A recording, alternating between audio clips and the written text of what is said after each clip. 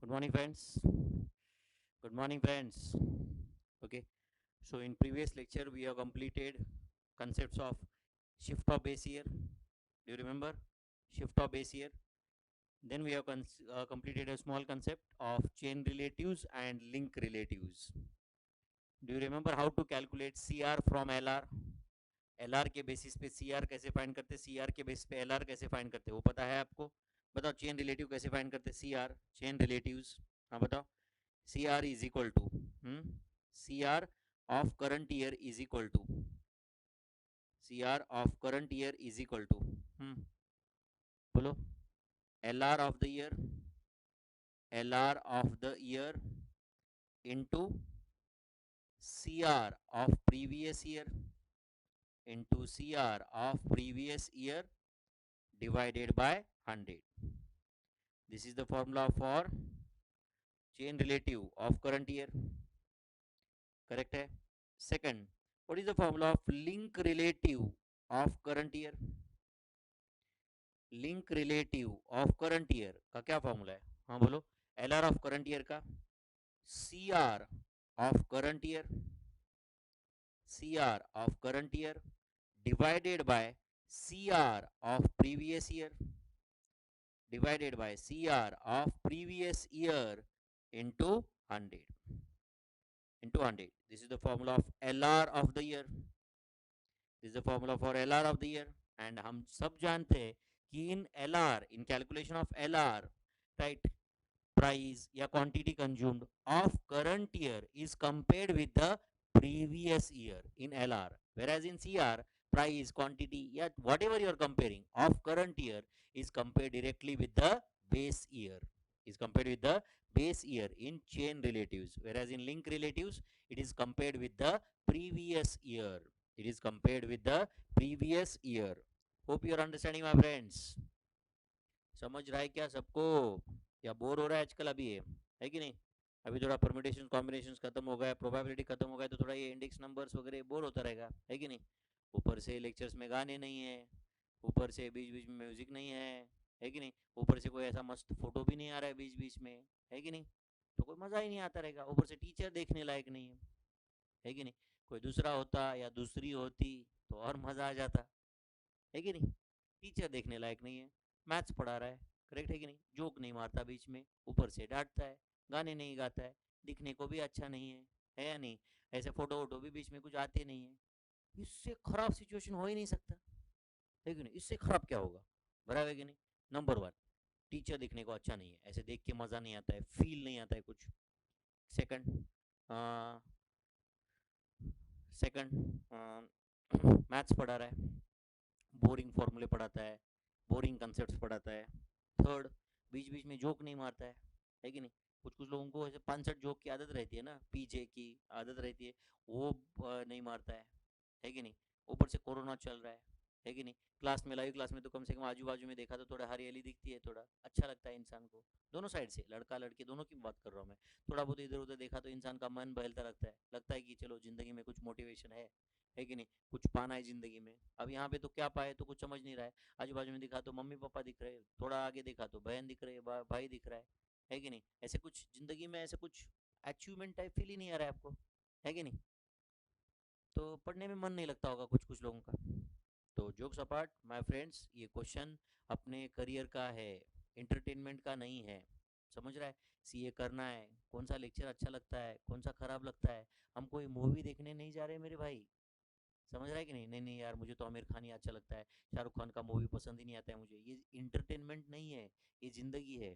समझ रहा है कि नहीं? एंड मैं कोई एक्टर नहीं हूँ, मैं मैथ्स का टीचर हूँ। मेरा काम है आपको कंसेप्ट पढ़ाना, उसके बाद में पढ़ना, ये आपका काम है। समझ रहा है कि नहीं? सब कुछ मेरे ऊपर छोड़ो मत तुम, है कि नहीं? कुछ कुछ लोगों का ऐसा रहता है कि बस कर दो सर, तुम ही कर दो। तो तुम कोई 26,000 में फाउंडेशन का डिग्री खरीद नहीं सकते, करेक्ट और नॉट? ऐसा लाख रुपए में तो सीए बन जाओगे फिर, करेक्ट और नॉट? ऐसा नहीं होता रहता है मेरे भाई। तो दुनिया में ऐसे, इंडिया में ऐसे हजारों लोग हैं जो लाखों रुपए देने के लिए तैयार है, बोल रहे कि भाई ये ले लो, बस मेरे बेटे को सीए बनाओ। उनके बच्चे सीए नहीं बन रहे जो पढ़ नहीं सकते। आप समझ रहे हो कि नहीं? एंड ऐसे कई एग्जाम्पल्स है जिनके माँ बाप के पास 2 रुपए नहीं है बच्चों को देने के लिए, बट वो बच्चे ने मेहनत करके वो सीए बन गए। सीए बनने के लिए ना तुम्हारा कास्ट रिलीजन काम में आने वाला है, ना तुम्हारे पप्पा का नाम काम आने वाला है, ना पप्पा का पैसा काम में आने वाला है, ना कुछ काम में आने वाला है। सिर्फ काम में आएगा तो तुम्हारी मेहनत, तुम्हारा डेडिकेशन, तुम्हारा हार्डवर्क, तुम्हारा इंटेलिजेंस, तुम्हारा कंसिस्टेंसी, तुम्हारा सीरियसनेस, तुम्हारा सिंसियरिटी। करेक्ट और नॉट? ये काम में आएगा। आप समझ रहे हो? बाकी सब बेकार है इसमें। ठीक है, तो पढ़ाई किया करो हर रोज। समझ रहा है की नाही? नाही नाही, मला बोर होतंय, मला काहीतरीच होतंय, मला आजकाल लेक्चर अटेंड करावेच वाटत नाही। करावेच वाटत नाही म्हणजे काय? हाँ, म्हणजे किसी को भी अच्छा लगता है। विराट कोहली को भी कोई बोल रहा है चल भाई पार्टी करते हैं, जबकि उसका वो प्रैक्टिस का टाइम है, क्या बोलता रहेगा वो? प्रैक्टिस पार्टी करने से उसको भी मजा नहीं आने वाला था क्या? मजा आने ही वाला था, बट फिर भी वो क्या करेगा? चुपचाप जाके प्रैक्टिस करेगा। क्यों? क्यों? पार्टी में उसको दारू पीने में मजा नहीं आएगा क्या उसको? समझ रहा है कि नहीं? उसको भी आएगा ना। समझ रहा है? बट यही तो विराट कोहली को डिफाइन करता है ना, फिर दूसरे से डिफरेंशिएट भी करता है। आप समझ रहे हो? एक डेडिकेटेड आदमी तुरंत समझ में आ जाता है ना। आप समझ रहे हो? तो ऐसा अननेसेसरी नालायक की तरह मला काहीतरीच होतंय, मला काहीतरी होतंय, मला समजतच नाही, मला कसं तरीच होतंय, मला अवघड अवघड वाटायला लागतं। एक लेक्चर में मुश्किल लगेगा, दूसरा लेक्चर करो, अगला लेक्चर करो, प्रैक्टिस करो, राइट, और एग्जाम्पल सॉल्व करो। है कि नहीं? इजी तो होगा ना वो एक दिन? होगा कि नहीं? एंड कुछ कुछ लोग इम्पेशेंट, कुछ कुछ लोगों का इम्पेशेंट, ऐसे एक लेक्चर देखते हैं 5 मिनट सुनते वो उसको रिवर्स फॉरवर्ड करते और बाद में व्हाट्सअप कर देते, राइट, एंड व्हाट्सअप कर देते सर मला काही समजत नहीं, उसके बाद में 2 घंटा ऑनलाइन, 2 घंटा झक मारते हैं उसके बाद में, लिटरली यही वर्ड है। बराबर है कि नहीं? तो भाई अल्टीमेटली कोई तुम्हें सीए बना नहीं सकता है। आप समझ रहे हो? हम अपने साइड से पूरा दिलो जान से गाइड कर सकते हैं। हम लोग इतना, मैंने इतने लेक्चर्स क्यों रिकॉर्ड किए फिर? इतना लेक्चर्स बैठ के हर एक कंसेप्ट पे प्रैक्टिस के लिए क्यों कर रहे भाई ये सब कुछ? है कि नहीं? ताकि तुम्हें अच्छे से समझे, एंड तुम बाद में बोलोगे कि नहीं मला समझतच नहीं। एंड बाद में टिपिकल एक नालायक स्टूडेंट की निशान रहती है, सर कुछ तो इंपॉर्टेंट इंपॉर्टेंट बताओ ना। इंपॉर्टेंट इंपॉर्टेंट बताना ही रहता तो मैं इंपॉर्टेंट ही लेक्चर्स में लेता ना सिर्फ। फिर ऐसा कुछ रहता तो? ऐसा कुछ नहीं रहता है। कौन सा क्वेश्चन आने वाला है ये किसी को पापा को भी पता नहीं है। हमारा काम है सब कुछ पढ़ना। इंपॉर्टेंट इंपॉर्टेंट बताओ मतलब क्या रहता है यार? है कि नहीं? चलो फिर, ये हो गया chain relatives and link relatives. Concept समझा क्या अच्छे से? पक्का? ओके। तो आज हम एक और छोटा सा कंसेप्ट पढ़ने वाले, ओके, जिसका नाम है deflating time series using index numbers. Deflating, write down, deflating time series using index numbers. Deflating time series using index numbers. Using index numbers, इसका छोटा सा कंसेप्ट मैं आपको ऑलरेडी बता चुका हूं in that cost of living index. फिर भी मैं आपको और डिटेल में बता दूंगा यहाँ पे अभी। Deflating time series, okay. So this deflating is used, deflating is used to calculate real wages or real GDP or real income, etc. from nominal wages और नॉमिनल जीडीपी। नॉमिनल जीडीपी को हम लोग जीडीपी एट करंट प्राइसेस ऐसे भी बोलते हैं। GDP at current prices, comma, nominal income, nominal income, etc. तो from nominal income how to calculate real income, from nominal GDP how to calculate real GDP, इसके लिए कंसेप्ट यूज होता है जिसका नाम है deflating. Deflating, correct. Deflating is also used to find out real purchasing power of money. Deflating is also used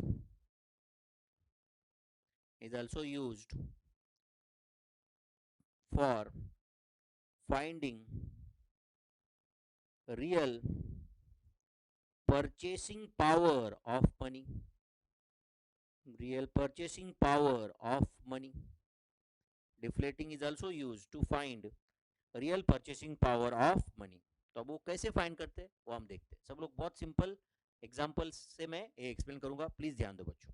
okay, तो समझो nominal salary of a person आपको दिया हुआ है, nominal salary of a person दिया हुआ है।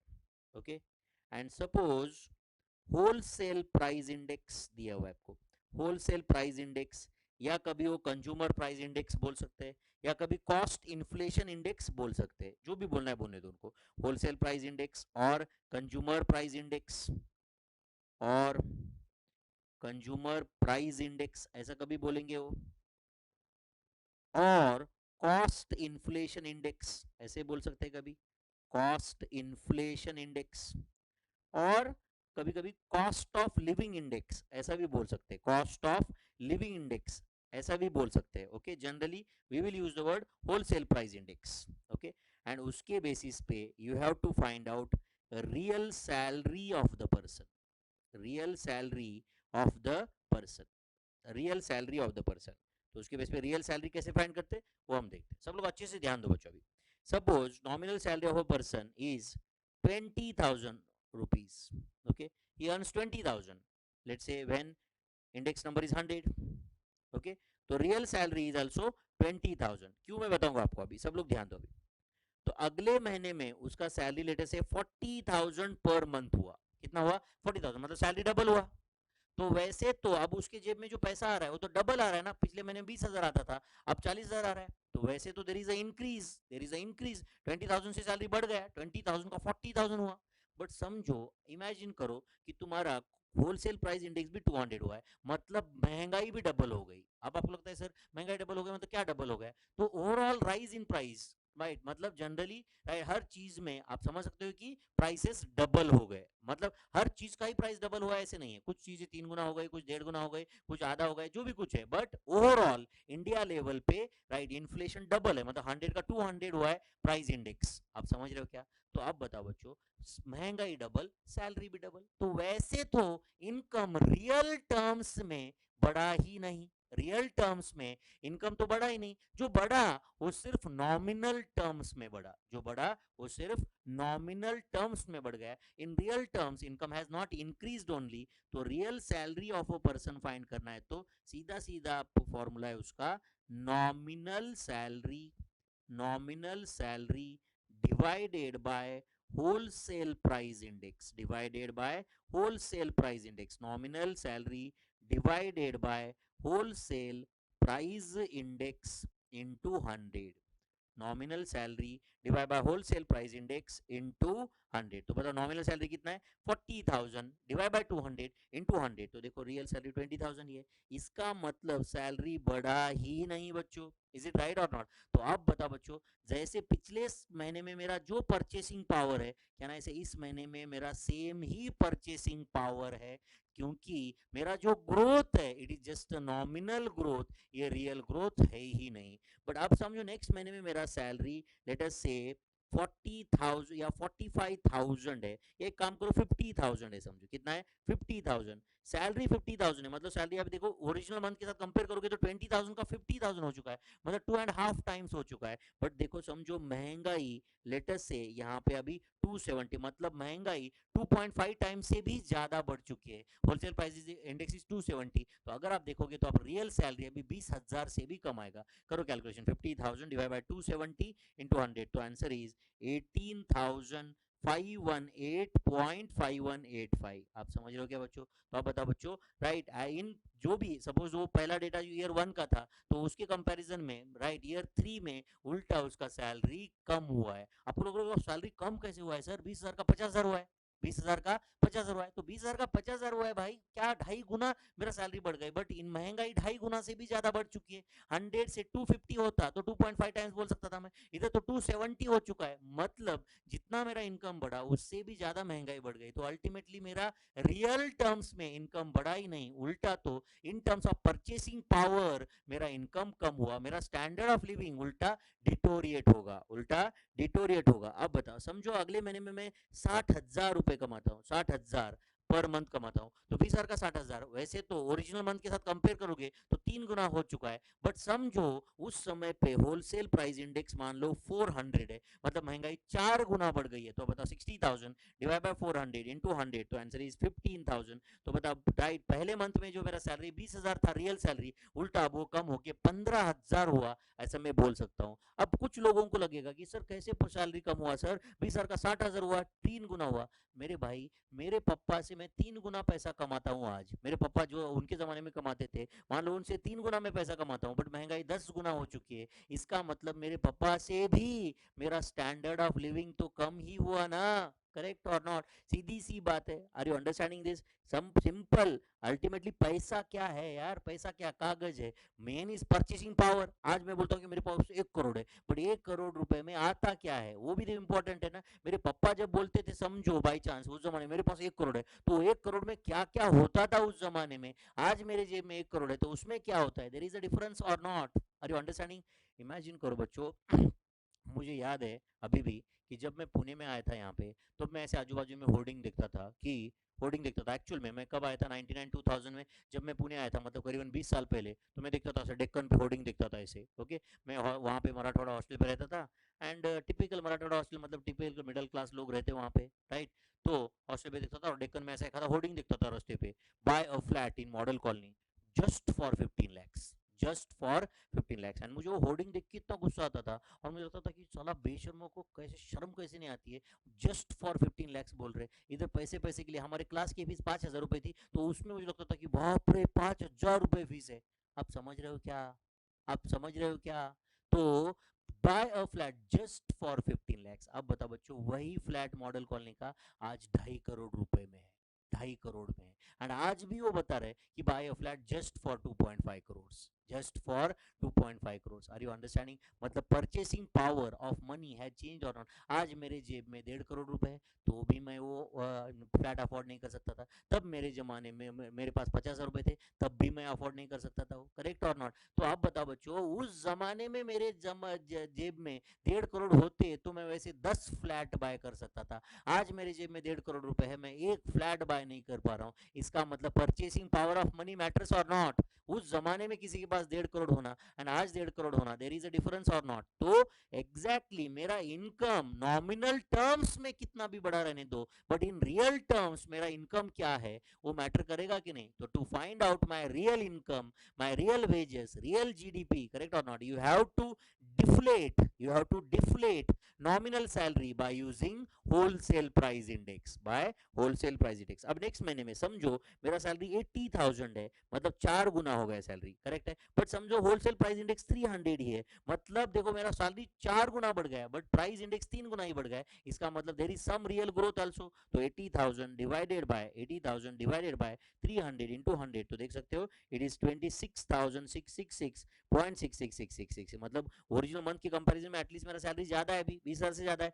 बट 20,000 का 80,000 दिख रहा है इधर बच्चों, राइट? 4 गुना सैलरी हुआ ऐसा दिख रहा है, बट रियल टर्म्स में देखोगे तो इट इज जस्ट 20,000 का 26,000 हुआ है in terms of purchasing power, in terms of purchasing power. Hope you understood this. Then समझो मेरा सैलरी 1 लाख है, कितना है बोलो? 1 लाख। सैलरी 4 5 गुना बढ़ गया, बट समझो तब तक महंगाई 4 गुना बढ़ गई, 400 हो गया, तो it is 1 lakh divided by 400 into 100, so this is just 25,000। तो मेरा salary as good as real salary is 25,000, real salary is 25,000। Next समझो मेरा सैलरी है लेट अस से 1,40,000, तो 7 टाइम्स मेरा सैलरी है। एंड समझो होलसेल प्राइस इंडेक्स इज 500, मतलब महंगाई भी 5 गुना बढ़ गई, तो my real salary is 1,40,000 divide by 500 into 100, तो this is going to be 28,000। तो in real terms my salary is 28,000। तो बोलो बच्चों, what is the formula for real salary? याद रहेगा क्या?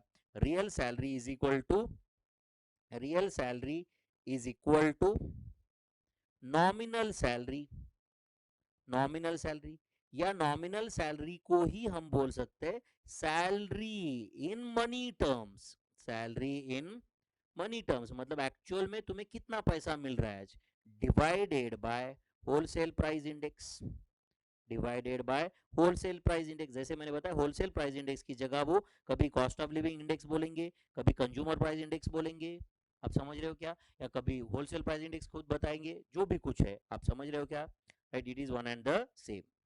ठीक है, तो ये हुआ फॉर्मूला फॉर रियल सैलरी। तो बताओ रियल जीडीपी का क्या फॉर्मूला रहेगा? Real GDP is equal to nominal GDP. Nominal GDP मतलब you can say GDP at current prices, GDP at current prices मतलब ही nominal GDP divided by wholesale price index, divided by wholesale price index into 100, into 100, correct है। what is the formula for real wages?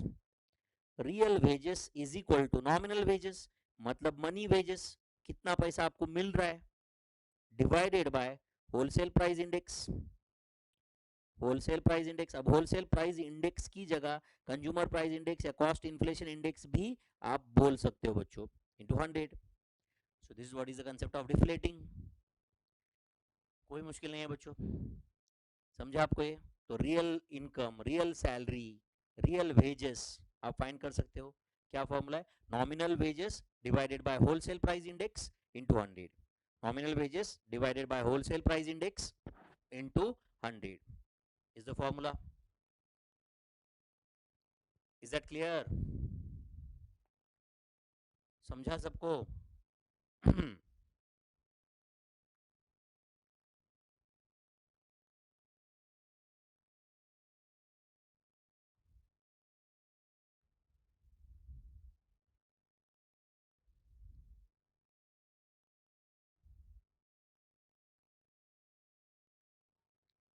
Is that clear my friends? Okay, चलो, ये हुआ concept of real salary, real GDP, real wages. And अभी हमें और एक simple एक last वाला पार्ट बाकी है, that is tests of adequacy, वो कंप्लीट करना है। We are almost at the end of this chapter now. Okay, before that मैं और एक छोटा सा कंसेप्ट कवर करता हूँ, सब लोग ध्यान देना अच्छे से अभी। Okay, suppose commodities are given to you, commodities, let's say notebook, gold, notebooks, gold and let's say milk. ये तीन ही कमोडिटी दी आपको, notebooks, gold and milk. Okay, समझो उसके प्राइसेस दिए हुए आपको, prices, suppose prices is 240 per dozen, gold let us say 40,000 per 10 grams, milk let us say rupees 40 per liter, 40 per liter, ये प्राइसेस है। अब समझ रहे हो? In base year, prices in base year. Okay, let us say prices in current year, prices in current year are, okay, prices in current year are, let us say 480 per dozen, 45,000 per 10 grams, 45,000 per 10 grams, and let's say 4,000 per 100 liters, per, sorry, yeah, per liters, पर litre 4,000 नहीं करता हूँ यहाँ पे, letter से 60 rupees कर देता हूँ, 60 रुपीज, रुपीज 60 पर लीटर, ये डेटा दिया हुआ है। Okay, prices in current year, prices in base year दिया हुआ है। And suppose question is find out simple aggregative index number, simple aggregative price index number. तो बताओ ये टोटल क्या आ रहा है, पहले तो वो टोटल बता दो आप। तो सिंपल एग्रीगेटिव इंडेक्स नंबर में हम डायरेक्ट प्राइसेस का टोटल करते हैं, तो it is 240 plus 40,000 plus 40, so this is going to be 40,280, this is going to be 45,540, 45,540. So tell me what is aggregative simple aggregative price index number, simple aggregative price index number base year का 100 आएगा, then 45,540 divided by 40,280 into 100, तो answer is 113.05858987। So this is simple aggregative price index number, simple aggregative price index number. इसमें कुछ doubt था क्या बच्चों? बहुत basic question है। Simple aggregative price index number में क्या करते हैं हम लोग, सीधा सीधा प्राइसेस ऑफ बेस ईयर का टोटल करते हैं, प्राइसेस ऑफ करंट ईयर का टोटल करते हैं। और मैंने क्लियरली बताया था आपको कि कुछ प्राइसेस पर लीटर हो सकते हैं, कुछ पर ग्राम रह सकते हैं, कुछ पर इंच रह सकते हैं, कुछ पर स्क्वायर फीट रह सकते हैं, कुछ पर मिलीग्राम रह सकते हैं, जो भी है हम सीधा सीधा प्राइसेस ऐड करते हैं। ओके, अब सुनो ध्यान से बच्चों, अब यही डेटा, सेम डेटा मैं थोड़ा सा अलग तरीके से लिख रहा हूं। सेम डेटा, लेट अस से commodities, commodities, let us say prices in base year, prices in base year, prices in current year, prices in current year, commodities, prices in base year and prices in current year, commodities, prices in base year, prices in current year। तो commodity है, let us say notebooks, notebooks का क्या price था base year में, 240 पर dozen, तो can I say it was 24,000 पर 100 dozens, 24,000 पर 100 डजन था। करेक्ट है, करेक्ट है। तो मैंने डेटा चेंज किया या सिर्फ यूनिट ऑफ मेजरमेंट चेंज किया, यूनिट ऑफ मेजरमेंट, इधर पर डजन था तो इधर पर 100 डजन कर दिया, तो 240 into 100, 24,000, and this will be 48,000, 48,000 पर 48,000 पर 100 डजन, पर 100 डजन, 48,000 पर 100 डजन। अब बताओ गोल्ड, ओके, गोल्ड यहाँ पे लेट अस से इट इज 4,000 रुपीज पर ग्राम, ऐसे बोल सकता हूं मैं, इट वाज 40,000 पर 10 ग्राम, तो 4,000 पर ग्राम, सो दिस इज 4,500 पर ग्राम, 4,500, 45,000 का 4,500 पर gram. Next, okay, milk, milk it was 40 rupees per litre, तो can I say it is 4,000 per 100 liters, 4,000 per 100 liters, and this is 6,000 per 100 liters, per 100 liters। Are you understanding my friends? And समझो मुझे यहाँ पे भी total करके simple aggregative price index number find करना है, तो can you tell me total first. तो it is 24,000, 24,000, 24,000 plus 4,000 plus 4,000, so this is 32,000, 32,000, this is 48,000 plus 4,500 plus 6,000, so this is 58,500, 58,500, and tell me what is simple aggregative price index number, simple aggregative price number index number base year का 100, then 58,500 divided by 32,000 into 100, तो answer is 182.8125, 182.8125। तो अब बताओ बच्चों, ये दो example आपके सामने हैं, तो ये दो एग्जाम्पल्स में मैंने सही में बताओ, मैंने डेटा चेंज किया या सिर्फ यूनिट ऑफ मेजरमेंट चेंज किया, मैंने डेटा चेंज किया या यूनिट ऑफ मेजरमेंट चेंज किया। मैं यहाँ पे और बहुत डिटेल में बता रहा हूँ as compare to our study material, मुझे बताना बहुत एक सिंपल कंसेप्ट है जो मैं एक लाइन में भी बता सकता हूँ, बट ये एग्जांपल ध्यान से देखो, तुम्हारा खुद का भी थोड़ा एनालिटिकल पावर बढ़ेगा। अब मुझे बताओ, यहाँ पे 240 पर डजन था, तो यहाँ पे मैंने 24,000 पर 100 डजन कर दिया, तो कोई गलत नहीं भाई, मैंने डेटा सेम ही रखा है। इधर 480 पर डजन था, तो 48,000 पर 100 डजन, देन 40,000 पर 10 ग्राम, तो ये 4,000 पर ग्राम, 45,000 per 10 gram, तो 4,500 per gram, 40 rupees per liter, तो it is 4,000 per 100 liters, 60 rupees per liter, तो it is 6,000 per 100 liters। मैंने ये दोनों टेबल्स में डेटा सेम है, डेटा सेम है, प्राइसेस सेम है, सिर्फ यूनिट ऑफ मेजरमेंट अलग है। तो अब बताओ बच्चों, यूनिट ऑफ मेजरमेंट चेंज करने से इंडेक्स नंबर चेंज हो रहा है, जबकि चेंज होना ही नहीं चाहिए था। करेक्ट, क्योंकि मैंने डेटा ही नहीं चेंज किया है, तो इंडेक्स नंबर क्यों चेंज होना चाहिए था? करेक्ट और नॉट? बट चेंज हो रहा है, so this is also limitation of simple aggregative index number, correct or not? If we change, if we change unit of measurement, if I change unit of measurement, okay, index number, index number should not change, should not change, correct or not? Index number should not change, and अगर सही में ऐसा होता है तो उसको हम बोलते हैं unit test is satisfied as per unit test. if we change the unit of measurement, index number should not change as per the unit of measurement, therefore simple aggregative, simple aggregative method, simple aggregative method do not satisfy simple aggregative method do not satisfy unit test. Simple aggregative method do not satisfy unit test. Simple aggregative method do not satisfy unit test. Are you understanding, my friends? Yes or no? Simple aggregative method do not satisfy unit test. Is that clear, my friends? Yes or no? क्योंकि unit test क्या बोलता है? Even though we change the unit of measurement, index number should not change. तो यहाँ पे और detail लिखता हूँ. As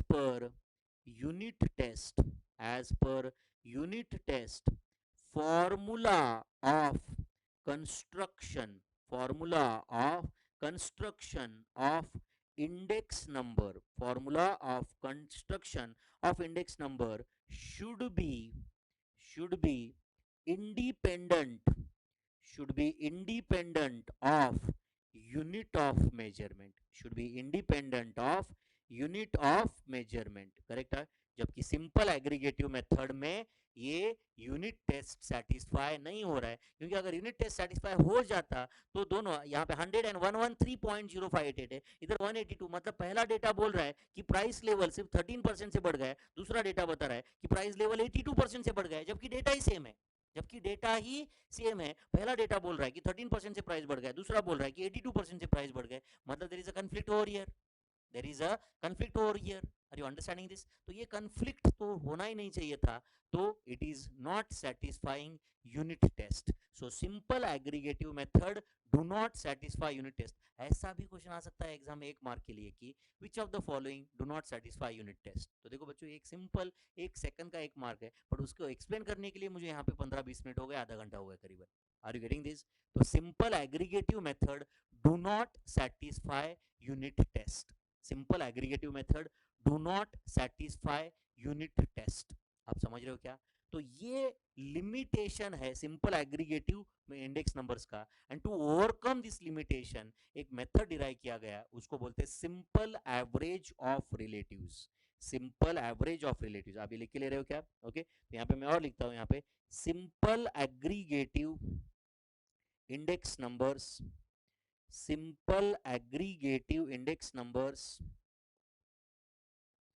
simple aggregative index numbers do not satisfy unit test, comma. To overcome these limitations, to overcome this limitation, we can calculate simple average of relatives. We can calculate simple average of relatives.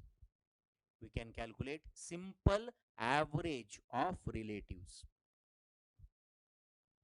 Simple aggregative index numbers do not satisfy unit test, and to overcome this limitation we can calculate simple average of relatives. अब ये simple average of relatives कैसे calculate करते हैं ये मैं explain करूंगा आपको, but exam में ऐसा भी क्वेश्चन आ सकता है बच्चों कि to overcome the limitation of simple aggregative index number that it doesn't satisfy unit test, which of the following method is invented, which of the following method has been derived. तो आपको उसका answer होगा simple average of relatives. नाम में ही लिखा है simple average of relatives. Simple average of relatives. अब वो कैसे करते हैं सिंपल एवरेज ऑफ रिलेटिव्स मैं बता दूंगा आपको, don't worry. Simple average of relatives ये लिखेंगे आप सब लोग प्लीज. मैं 2 मिनट वेट करता हूं, please copy this properly. Simple aggregative index numbers do not satisfy unit test. To overcome this limitation we can calculate simple average of relatives. To overcome these limitations we can calculate simple average of relatives.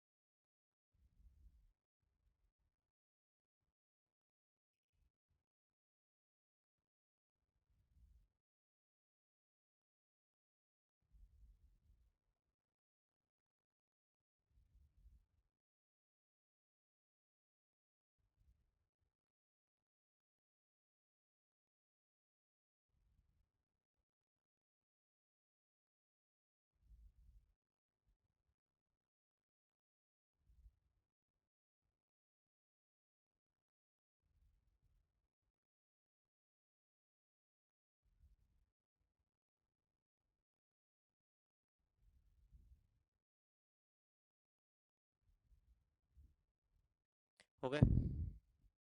अब वो simple average of relatives, how it overcomes this limitation, that I will explain. चलो बच्चों, ये copy कर दिया आपने अच्छे से, पक्का. अब सब लोग अच्छे से ध्यान देना यहाँ पे. ये डेटा वापस देखो बच्चों, ये डेटा प्लीज प्लीज ध्यान दो. ये डेटा देख रहे हो आप अच्छे से वापस. बता बच्चों, यहाँ पे नोटबुक, गोल्ड, मिल्क, के तीन अलग अलग कमोडिटीज है. तो नोटबुक का प्राइस अब मुझे बताओ 240 पर डजन का 480 पर डजन हुआ था. 240 का 480, तो अगर मैं 240 की जगह प्राइस रिलेटिव लिखूं, क्योंकि वो बेस ईयर है 100, तो 240 का 480 हुआ था, तो 480 divided by 240 into 100, so this going to be 200. Is going to be to price relative बता रहा हूं मैं, प्राइसेस नहीं लिख रहा हूं यहाँ पे, प्राइस रिलेटिव्स लिख रहा हूं. अब बताओ 40,000 पर 10 ग्राम, यहाँ पे मैं प्राइस रिलेटिव 100 लिख दिया, तो 45,000 डिवाइड बाय 40,000, प्लीज ध्यान दो. 45,000 divide by 40,000 into 100, 45,000 divide by 40,000 into 100 divide by 40,000 into 100, this is going to be 112.50, is 112.50. तो मैंने प्राइसेस लिखे यहाँ पे या प्राइस रिलेटिव लिखे, तो प्राइसेस कट करके मैं प्राइस रिलेटिव लिख रहा हूँ. देन 40 रुपीज पर लीटर को यहाँ पे मैं 100 लिख रहा हूँ, 40 रुपीज पर लीटर को 100, तो 40 का 60 हुआ है, तो 60 divided by 40 into 100, this is going to be 150, is going to be 150. तो अब बताओ बच्चों, यहाँ पे प्राइस रिलेटिव्स का टोटल बेस ईयर का आ रहा है 100, बेस ईयर का this is 300, and current year ka 200 plus 112.50 plus 150, so this total is 462.50. And simple average of relatives, instead of simple aggregative, if I find out simple average of relatives, simple average of relative, so this is going to be 300 divided by 3, which is going to be 100, and this is 462.50 divided by 3, it is going to be 154.166666, 154.166666. so 154.166666, ये है बच्चों price relative. ये क्या है बच्चों? Price relative. कौन सा? Simple average of relative, 154.166666, 154.166666. Are you getting this or not? 154.1666. समझा आपको ये? एंड अब सुनो यहाँ पे, अब देखो प्लीज प्लीज ध्यान दो, बाद में लिख सकते हो बच्चों. अब देखो यहाँ पे, ओके, दिस इज 24,000 पर 100 dozens and 48,000. So 24,000 per 100 dozens and 48,000. So if this index number is 100, this is going to be 200. 24,000 का 48,000 हुआ, तो 48,000 डिवाइड बाय 24,000 इंटू 100 करो, या ऊपर क्या हुआ था 480 डिवाइड बाय 240 इंटू 100 हुआ था. Index number price relative is going to be 100 and 200. So this is 4,000 and 4,500, 4,000 and 4,500. So this is, if this is 100, this is 4,500 divided by 4,000 into 100, this is going to be 112.50. अब देखो बच्चों, this 4,500 divide by 4,000 into 100, and ऊपर क्या हुआ था 450 divide by 400 into 100 हुआ था, तब भी आंसर 112.50 था.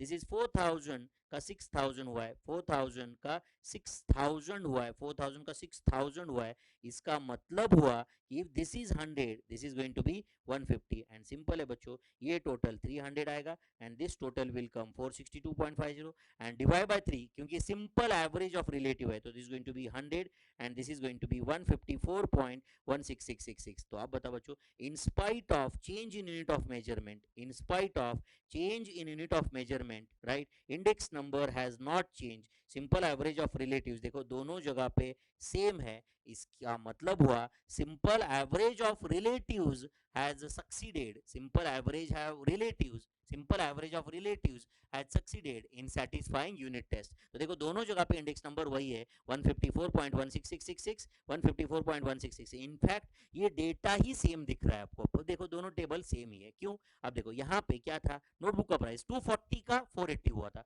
तो 480 डिवाइड बाय 240 इंटू 100, 200. इधर 4,800 या 48,000 डिवाइडेड बाय 24,000 इंटू 100, क्या होने वाला है बच्चों? 200 ही होगा ना. Ultimately this is not, these are not the prices, these are price relatives. हमने एवरेज किसका किया है? प्राइस रिलेटिव्स का. करेक्ट और नॉट? तो ये प्राइसेस इन करंट ईयर नहीं थे, these were price relatives of base year, these were price relatives of base year, price relatives of base year, and these were price relatives of current year, price relatives of current year. Hopefully you understood this. Same यहाँ heading यहाँ पे भी आप देख सकते हो, price relatives of base year and price relatives of current year. These were price relatives of base year and these are price relatives of current year. Price relatives of current year. And आप unit of measurement कुछ भी use करो, price relatives तो वही आएंगे मेरे भाई. 10 रुपए पर ग्राम का प्राइस 20 रुपए पर ग्राम हुआ, इसका मतलब ही 10,000 रुपए पर किलोग्राम का 20,000 रुपए पर किलोग्राम हुआ. इंडेक्स नंबर तो ये आएगा ना, 20 डिवाइड बाय 10 इंटू 100, 200 आएगा. 20,000 डिवाइड बाय 10,000 इंटू 100, राइट. 100 वही 200 इंडेक्स नंबर आएगा. Is going to be same ना. प्राइसेस डबल हो गए तो पर ग्राम भी डबल होगा, पर किलोग्राम भी तो डबल ही होगा ना. पर ग्राम जब 10 का 20 हो रहा है तो पर किलोग्राम 10,000 का 20,000 होगा. पर क्विंटल पर टन कुछ लाख का 2 लाख होगा, 10 लाख का 20 लाख होगा, समथिंग लाइक दैट. करेक्ट है. तो प्राइस अगर पर ग्राम 20% बढ़ गया तो पर किलोग्राम भी तो 20% से ही बढ़ गया, मतलब इंडेक्स नंबर 100 का 120 होगा ना, प्राइस रिलेटिव 120 होगा. तो ultimately simple average of relatives is not going to change only even though we change the unit of measurement. तो आपको ऐसा कोई डिटेल क्वेश्चन नहीं पूछेगा फाउंडेशन एग्जाम में. आपको सिर्फ याद रखना है वो है लास्ट सेंटेंस जो मैंने लिखा है यहाँ पे. वो लास्ट सेंटेंस है, simple aggregative index numbers do not satisfy unit test. Do not satisfy unit test. And to overcome this limitation, we can use simple average of relatives. To overcome these limitations we can use simple average of relatives. Understood my friends? Simple average of relatives. Write down this. Already लिखा होगा शायद आपने. Correct. तो जैसे अभी हमने unit test देखा बच्चों, वैसे ही there are other 3 test and इसी को हम बोलते हैं टेस्ट ऑफ एडिक्वेसी. इसी को हम क्या बोलते हैं? Test of adequacy. So there are 4 test of adequacy in index numbers. अभी ये बस 15-20 मिनट का डिस्कशन बचा है, आप अच्छे से ध्यान देना. Test of adequacy. In fact exam में इतना सिंपल क्वेश्चन तक आ सकता है, there are how many test of adequacy? 3 4 5 6. अब 4 को टिक करना है. देखो मिल गया ना, 1 सेकंड में 1 मार्क, है कि नहीं? बट उसके लिए लेक्चर अटेंड करना पड़ता है, समझता है कि नहीं? सब कुछ अच्छे से सुनना पड़ता है, क्योंकि क्वेश्चन क्या आने वाला है ये मुझे पता नहीं है. मेरा काम है सब कुछ पढ़ाना, सब कुछ जो आपके बुक में है, इनफैक्ट जो बुक में नहीं है बट जो एग्जाम में पूछते हैं, क्योंकि मैं तो 15-20 साल का एक्सपीरियंस, 15-16 साल से पढ़ा रहा हूँ ना ये सब कुछ, है कि नहीं? तो जो बुक में लिखा नहीं रहता है बट कभी कभी एग्जाम में आता है, वो भी तो मुझे पता है ना, है कि नहीं? सो ऐसे ही there are 4 tests of adequacy. 4 tests of adequacy. Write down 4 tests of adequacy in case of index numbers. 4 tests of adequacy in case of index numbers.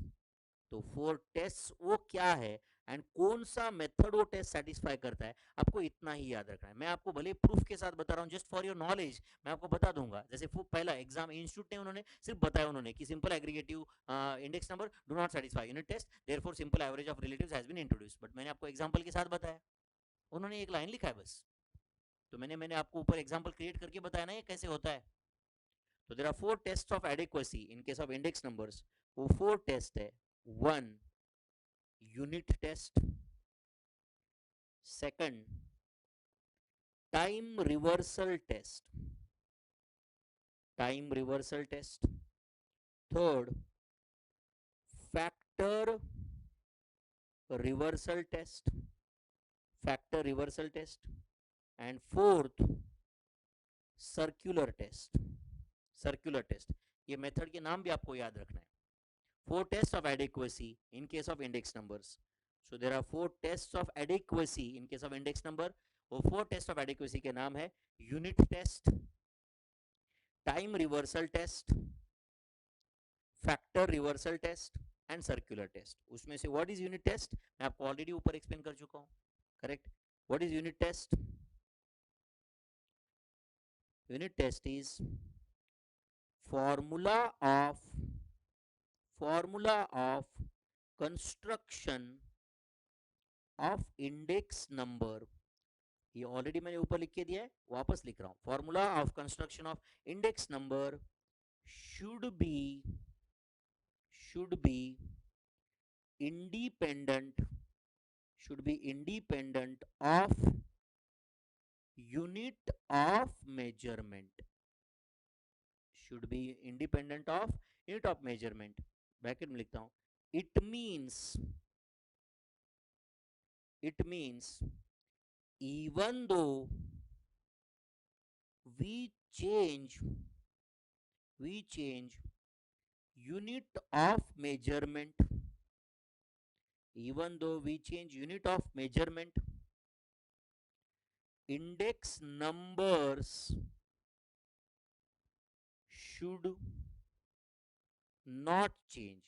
अभी मैंने कोई डेटा पर ग्राम की जगह पर किलोग्राम कर दिया, पर ग्राम 10 रुपए था एंड 10 का 20 हुआ है, बाद में मैंने लिख दिया पर किलोग्राम 10,000 का 20,000 हुआ है, ये डेटा तो सेम है यार, व्हाट हैव चेंज, पर ग्राम से लेके मैंने वो डेटा को पर किलोग्राम कर दिया, करेक्ट और नॉट। अब मैंने बोला फीस पर स्टूडेंट इज 10,000 या फीस पर 2 स्टूडेंट्स इज 20,000, मैंने डेटा थोड़ी चेंज किया है, पर स्टूडेंट की जगह पर 2 स्टूडेंट्स में फीस बता रहा हूँ, तो फीस इज सेम ना, data is same, correct.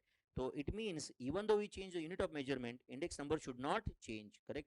Formula of construction of index numbers, right, should be independent of unit of measurement. लगे तो यहाँ पे ऐसे लिख देना, as per unit test, as per unit test, as per unit test.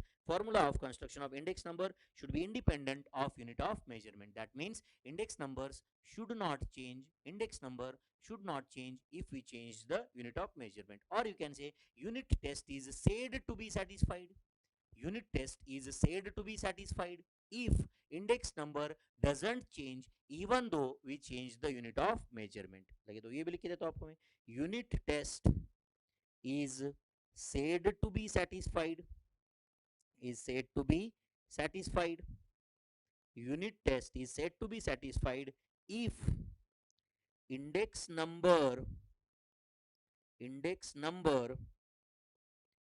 doesn't change, if index number doesn't change even though we change unit of measurement. Unit test is said to be satisfied if index number doesn't change even though we change unit of measurement. Index number doesn't change even though we change unit of measurement. Hope you understood my friends. This unit test, and लिख दो यहाँ पे, except simple aggregative index numbers, except simple aggregative index numbers. ऊपर हमने देखा था कि simple aggregative index numbers do not satisfy unit test, तो except simple aggregative index numbers, all other index numbers, all other index numbers satisfy unit test, satisfy unit test, ये important sentence है। Except simple aggregative index numbers, all other index numbers satisfy unit test. तो exam ऐसे question आ सकता है, which of the following index number do not satisfy unit test? Simple aggregative, best price index, purchase price index, Marshall Edgeworth quantity index, तो क्या answer है उसका? which of the following do not satisfy simple aggregative, we do not satisfy unit test, तो इसका answer है simple aggregative method. तो simple aggregative index numbers do not satisfy unit test लिखा है हमने ऊपर, यहाँ पे थोड़ा अलग तरीके से बता रहा हूँ, except simple aggregative index numbers, all other index numbers satisfy unit test, all other index numbers satisfy unit test. Okay, next test है time reversal test, time reversal test. Okay, तो right down, if let's say price index number of year 1 on year 0 into price index number of year 0 on year 1 is equal to 1, then या ऐसे लिख देता, और यही अगर quantity के form में बताना है तो quantity index number of year 1 on year 0 into quantity index number of year 0 on base year 1 is equal to 1, then time reversal test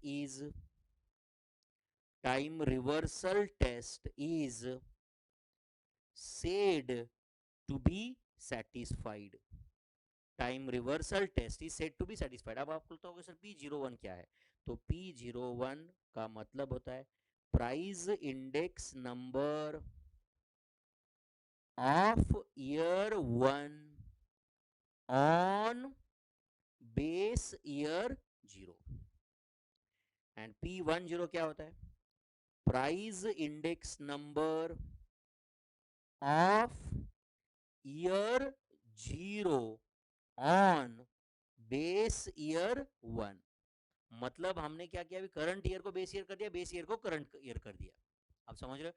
तो जैसे कि अभी समझो कभी आई ए बी ऐसे बोला गया, तो it will be read as index number of year B on base year A, उसको ऐसे पढ़ा जाता है।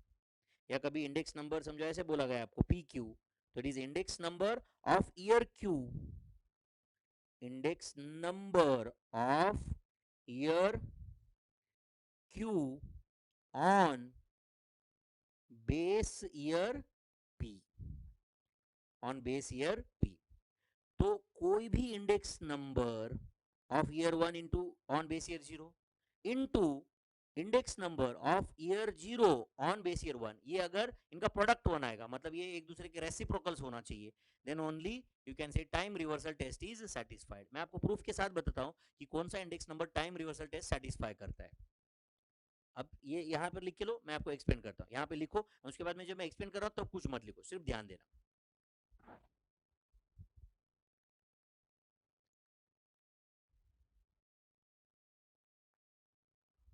यहाँ तक लिखो पहले सिर्फ आप। Time reversal test is said to be satisfied if P01 into P10 is equal to 1 or Q01 into Q10 is equal to 1। Correct? अगर ऐसा होता है तो we can say time reversal test is said to be satisfied, time reversal test is said to be satisfied. ये जो मैंने box में लिखा है ये एक्सप्लेनेशन है। When we can say time reversal test is said to be satisfied, time reversal test is said to be satisfied if P01 into P10 is equal to 1,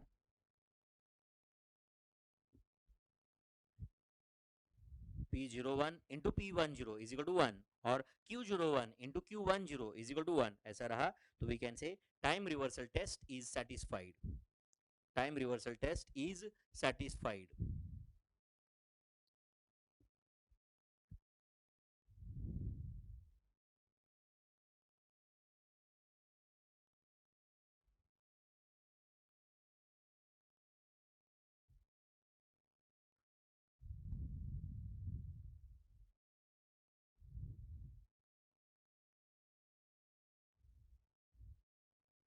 ठीक है,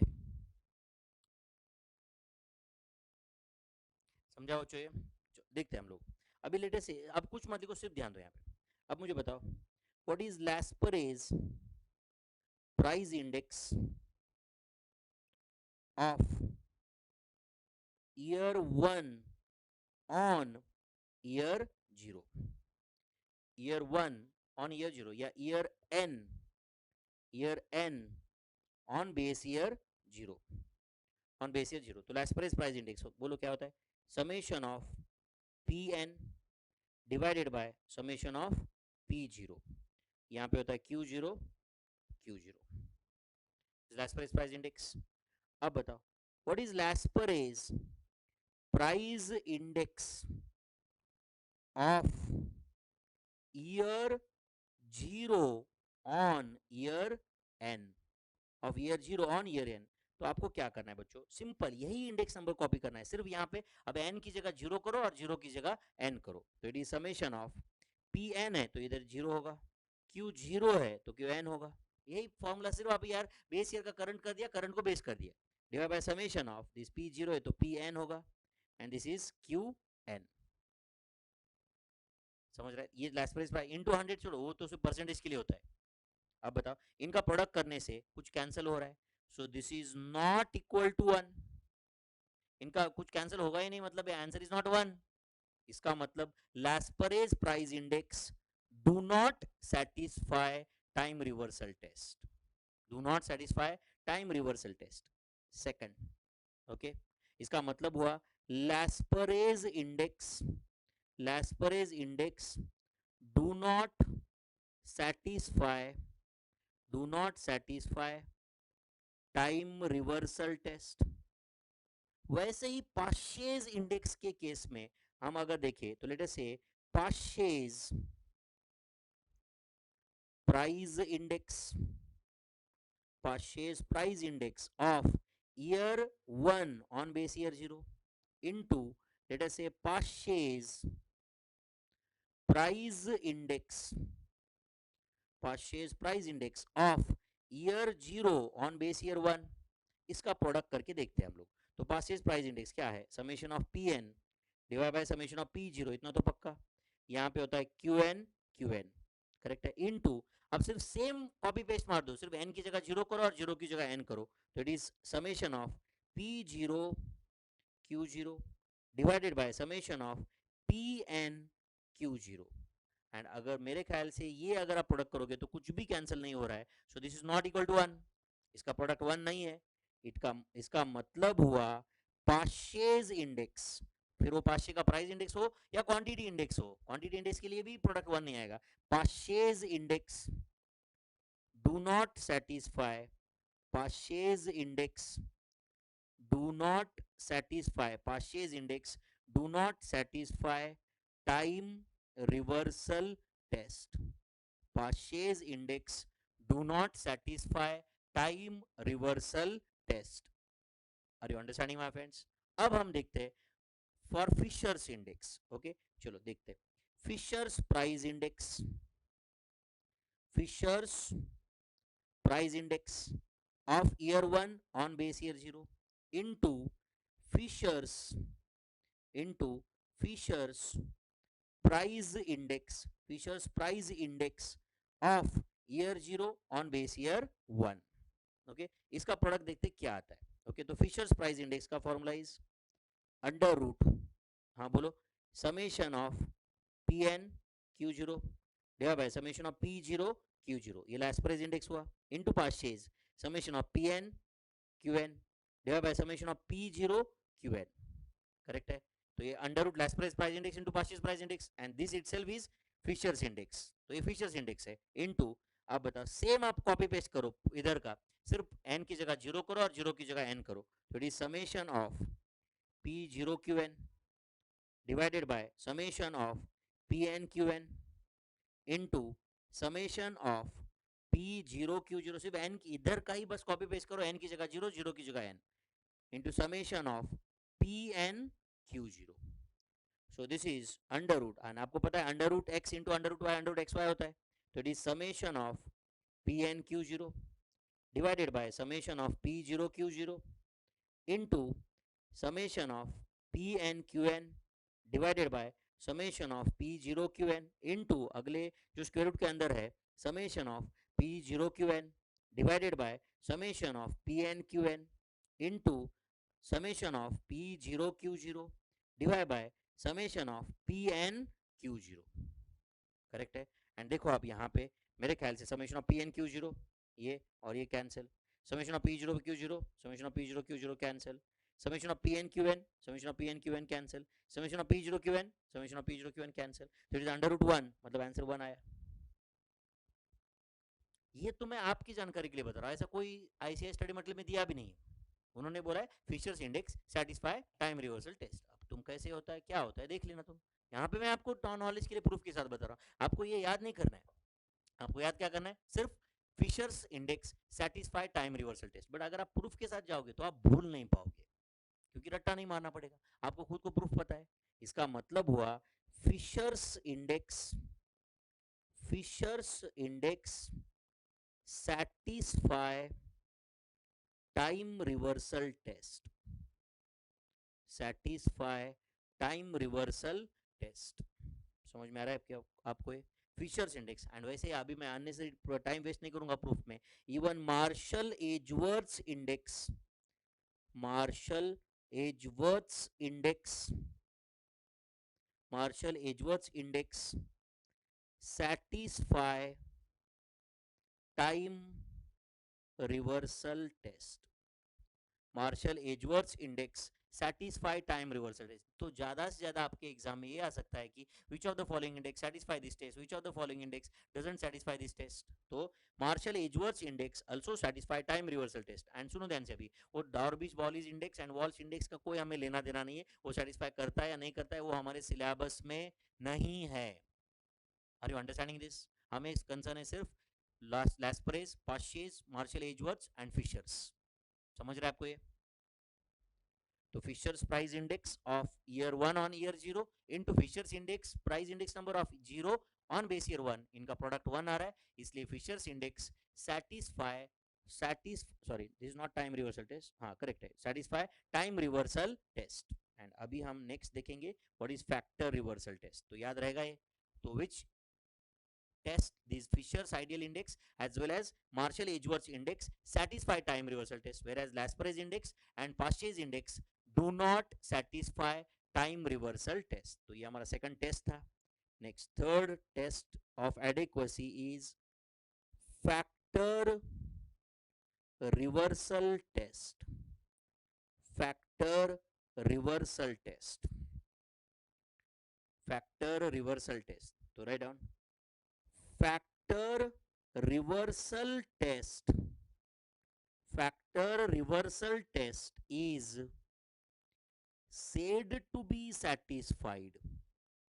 Factor reversal test is said to be satisfied if P01 into Q01 is equal to value index number, is equal to value index number. And value index number मतलब obviously summation of Pn Qn divided by summation of P0 Q0, इसको हम बोलते हैं value index number. Summation of Pn Qn divided by summation of P0 Q0 मतलब value index number. Prices and quantities in current year का total, current year का product divided by price of base year into quantity of base year का total. Factor reversal test is said to be satisfied if P01 into Q01 is equal to value index number. Just हम check करते हैं बच्चों. Let us say Lasprey's index के लिए आप बताओ what is Lasprey's price index into Q01 मतलब Lasprey's quantity index. तो Lasprey's price index into Lasprey's quantity index करके देखते हैं हम लोग. तो Lasprey's price index क्या है? Summation of Pn summation of P0, दोनों जगह Q0 आएगा. Lasprey's quantity index is summation of Qn divided by summation of Q0, P0 आएगा. मुझे नहीं लगता कि इसमें कुछ कैंसिल भी हो रहा है, कुछ आगे आ जा भी रहा है. तो this is not equal to value index number, this is not equal to value index number. समझ रहा है आपको ये? therefore Lasprey's index do not satisfy factor reversal test. अब एक काम करते हैं, पास्चेज के लिए चेक करते हैं. लेट अस से Paasche's price index into Paasche's quantity index. तो बताओ पास्चेज प्राइस इंडेक्स क्या है? Summation of Pn divide by summation of P0, दोनों जगह पे Qn आता है. Paasche's quantity index summation of Qn divide by summation of Q0, दोनों जगह पे Pn होता है. अगर ये दोनों का प्रोडक्ट ना कुछ कैंसिल हो रहा है ना कुछ आगे जा रहा है, so this is not equal to value index number, this is not equal to value index number. तो Paasche's index number also do not satisfy do not satisfy factor reversal test.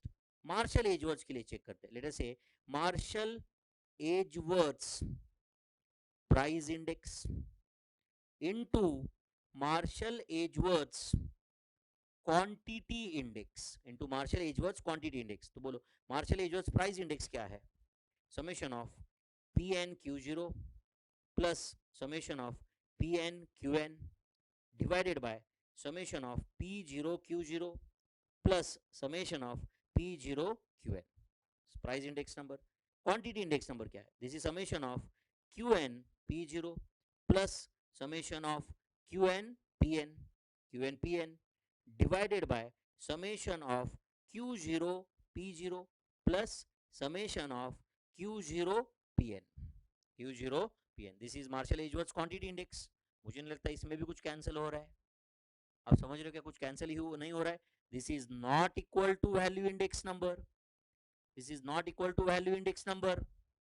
Correct or not? तो even this is not satisfying. इसका मतलब हुआ Lasperage, Paches,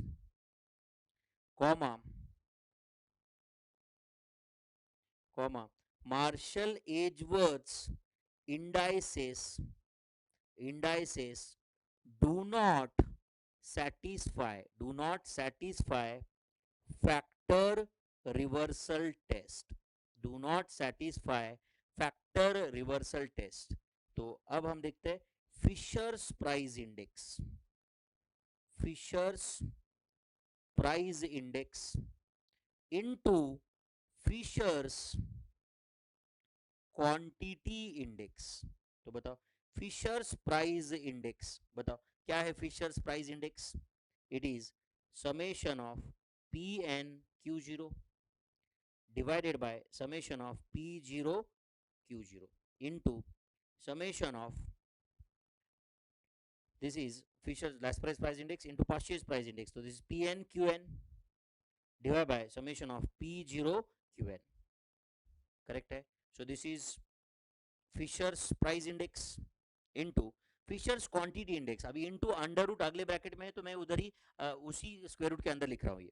तो it is Fisher's quantity index is summation of Q N divide by summation of Q zero. ये तो पक्का है. P zero का लास्ट प्राइस क्वांटिटी इंडेक्स आ गया. Then summation of Q N divide by summation of Q zero. दोनों जगह पे पी एन लिख रहा हूँ. Purchase quantity index. चलो इनका प्रोडक्ट करके देखो कुछ कैंसिल होता है क्या. तो क्या कैंसिल हो रहा है देखो आप. summation of Pn Q0, summation of Pn Q0 cancel, summation of Qn P0, summation of Qn P0 cancel. और कुछ कैंसिल नहीं हो रहा है. तो इट इज अंडर रूट, बोलो ऊपर क्या है, summation of Pn Qn into summation of Pn Qn. तो समेशन ऑफ Pn Qn का square divided by summation of P0 Q0 का स्क्वायर. तो उस देखो स्क्वायर और बाहर स्क्वायर रूट है. So this equal to summation of Pn Qn divided by summation of P0 Q0 which is equal to value index number, which is equal to value index number. इसका मतलब हुआ Fisher's index satisfy factor reversal test. Fisher's index satisfy factor reversal test. Fisher's index satisfy factor reversal test. Are you understanding, my friends? Fisher's index satisfy factor reversal test. Correct. And as Fisher's indices satisfy time reversal test as well as factor reversal test, it is called as Fisher's ideal index. As Fisher's index या Fisher's indices satisfy time reversal test as well as factor reversal test. Fisher's indices satisfy time reversal test as well as factor reversal test. Satisfy time reversal test as well as factor reversal test. Fisher's indices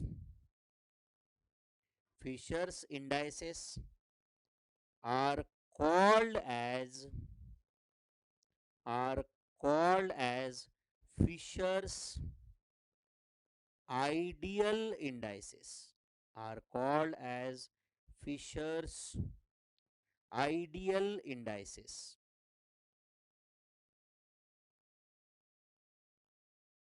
Are called as Fisher's ideal indices. समझ रहा है. तो बताओ time पहला test कौन सा था, unit test. It is satisfied by all index numbers other than other than simple aggregative index numbers. Then time reversal test is satisfied by time reversal test is satisfied by Fisher's indices and Marshall Edgeworth indices, and next is factor reversal test is satisfied only by Fisher's index. Therefore, as Fisher's index satisfy time reversal test as well as factor reversal test, it is called as Fisher's ideal indices. Fisher's ideal indices, ठीक है। तो इसके बाद में और एक next test है जिसका नाम है सर्कुलर टेस्ट, वो हम नेक्स्ट लेक्चर में देखेंगे, एंड और कुछ मिसलेनियस एमसीक्यूज का प्रैक्टिस करेंगे। तो other than circular test all concepts are over, हम एमसीक्यू का प्रैक्टिस करेंगे, नो डाउट अबाउट इट, ठीक है। तो hope all the concepts are clear my friends, and revise करो, ये बहुत सिंपल टॉपिक है। आप लोग नहीं सर ये बहुत लेंदी, आपने कितना लेंदी, ये तो मैंने आपको आपके नॉलेज के लिए लिख के दिया है भाई। आपको कोई नहीं पूछने वाला एग्जाम में कि show that Fisher's index satisfy factor reversal test, आपको कोई ऐसा पूछ ही नहीं सकता, क्योंकि आपका डिस्क्रिप्टिव पेपर है ही नहीं, it is multiple choice question based. But whether really Fisher's ideal index satisfy factor reversal test और नॉट, ये आपको पता होना चाहिए, करेक्ट। उसका प्रूफ आप याद नहीं रखिए तो भी चलेगा, बट मैंने आपको प्रूफ के साथ क्यों सिखाया, ताकि आप भूलोगे नहीं, क्योंकि कोई भी चीज अगर हम प्रूफ के साथ देखेंगे तो हमारा वो भूलने का चांस लिटरली कम हो जाता है। Are you getting my friends? तो प्लीज रिवाइज दिस प्रॉपरली, ठीक है। नेक्स्ट लेक्चर में we will complete circular test जो 5 मिनट लगेंगे, and we will solve some miscellaneous multiple choice questions. So thank you very much, have a great day ahead, see you in the next lecture, goodbye.